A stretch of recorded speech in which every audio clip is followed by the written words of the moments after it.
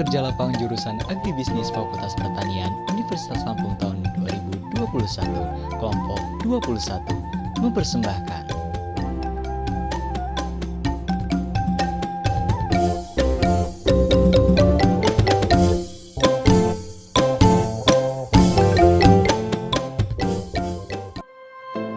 Halo guys, gimana? Sudah tahu kan bahwa lahan pekarangan yang sempit menjadi permasalahan masyarakat perkotaan, terutama dalam kegiatan budidaya tanaman.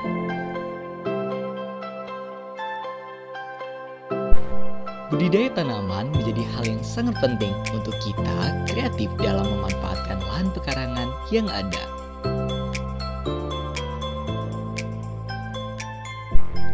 Kekurangan lahan atau lahan sempit khususnya di daerah perkotaan sekarang sudah tidak menjadi permasalahan nih dalam menyalurkan hobi budidaya tanaman, khususnya bagi mereka yang kreatif, telaten serta inovatif dalam memaksimalkan potensi yang ada untuk menjadi bagian kegiatan yang bermanfaat. Terlebih lagi, kegiatan ini dapat memberikan pemasukan tambahan yang pun tidak cukup banyak biaya. Zaman 4.0 mengajak para generasi muda untuk pandai, terampil, dan ahli dalam memanfaatkan permasalahan yang ada seperti sempitnya lahan pekarangan yang ada di perkotaan. Hidroponik adalah salah satu cara untuk memanfaatkan lahan pekarangan sempit yang ada di perkotaan seperti di kota Bandar Lampung. Sahabat Hidroponik Lampung hadir sebagai salah satu contoh untuk kita semua dalam memanfaatkan lahan pekarangan sehingga dapat meningkatkan pendapatan dan juga kesejahteraan masyarakat sekitar.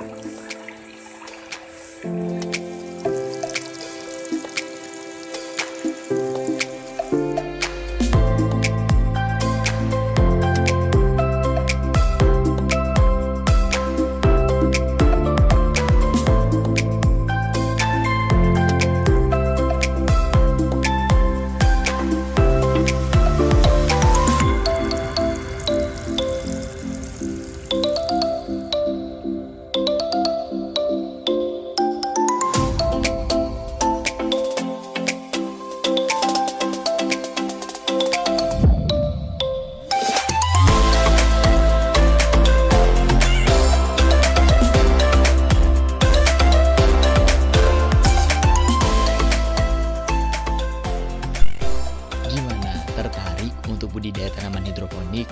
Yuk kita saksikan penjelasan dari owner Sahabat Hidroponik Lampung. Stay tune! Halo, saya Ketut Kamajaya. Saya dari owner Sahabat Hidroponik Lampung. Kebetulan saya saat ini menjadi supplier sayuran hidroponik untuk di Kota Bandar Lampung. Jadi alamat kebun saya di Jalan Abdul Qadir 3, Gang Pinang, Raja Basa, Bandar Lampung. Buat teman-teman yang mau ingin belajar mengenai budidaya hidroponik bisa datang ke sini, kita bisa ngobrol-ngobrol bersama. Terima kasih.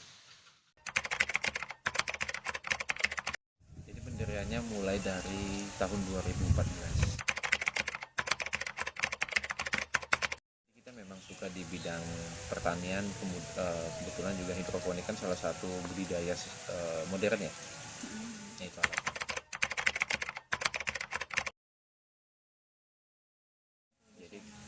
Oke, kalau untuk masalah kenapa memilih, yang pertama itu kita memang memilih yang belum ada. Kenapa? Karena peluangnya hidroponik itu yang pertama. Yang kedua juga hasil yang didapatkan dibandingkan kita budidaya di konvensional atau di tanah itu jauh berbeda. Hasilnya bisa 3 kali lipatnya. Kemudian harga jualnya pun lebih tinggi dibandingkan sayuran konvensional.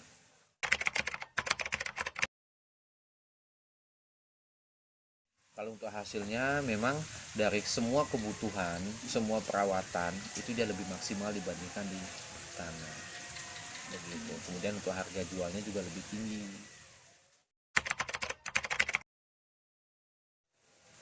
Saya sama istri aja.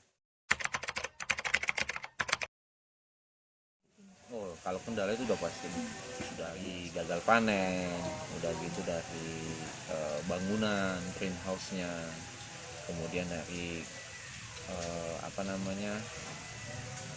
kehilangan itu biasa.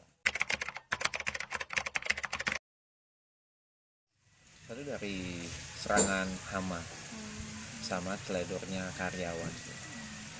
Begitu, dia nggak nerapin SOP, nggak ngikutin SOP, jadi sayurannya terdampak atau diserang hama, nggak terkendali.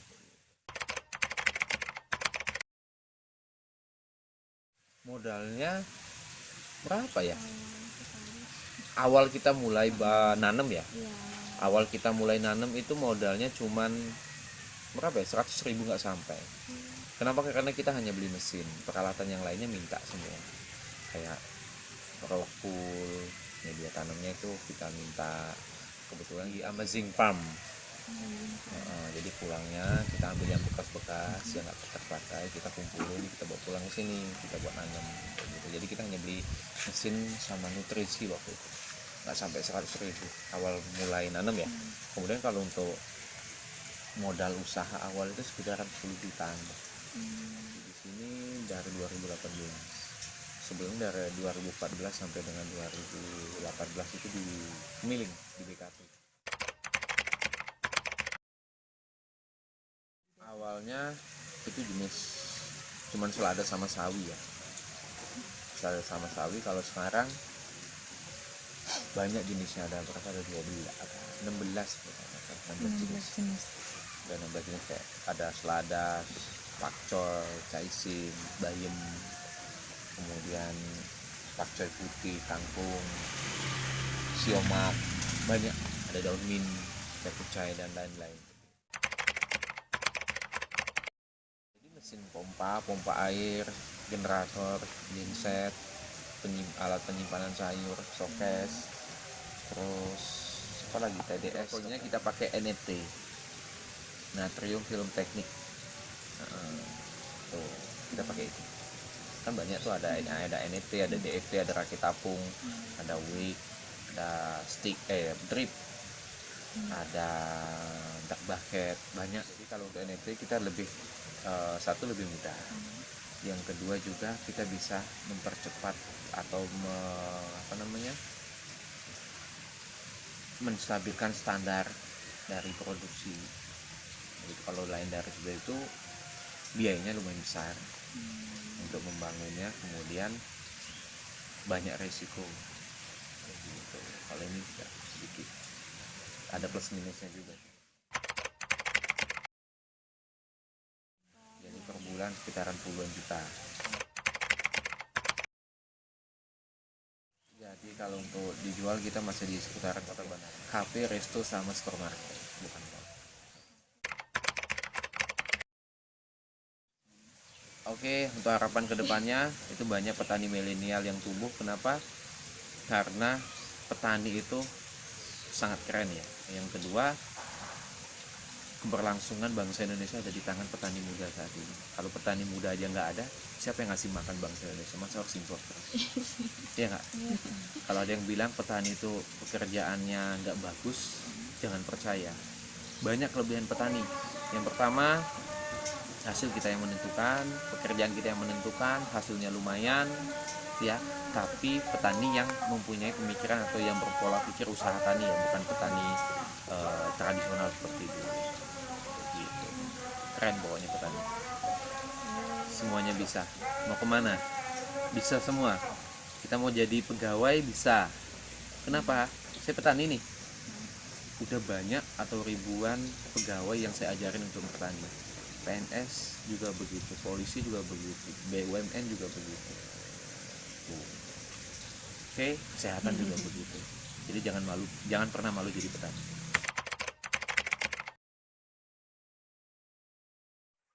Menurut saya sendiri itu membuka lapangan kerja lebih meluas. Habis itu pengalaman itu lebih tinggi untuk membuka peluang usaha. Kebutuhan air pada hidroponik lebih sedikit daripada kebutuhan air pada budidaya dengan tanah. Adapun beberapa manfaat hidroponik yang bisa kita dapatkan antara lain untuk mendapatkan atau menghasilkan kualitas tanaman yang lebih baik, tanaman dapat terhindar dari hama, penggunaan pupuk menjadi lebih hemat, dan lain sebagainya.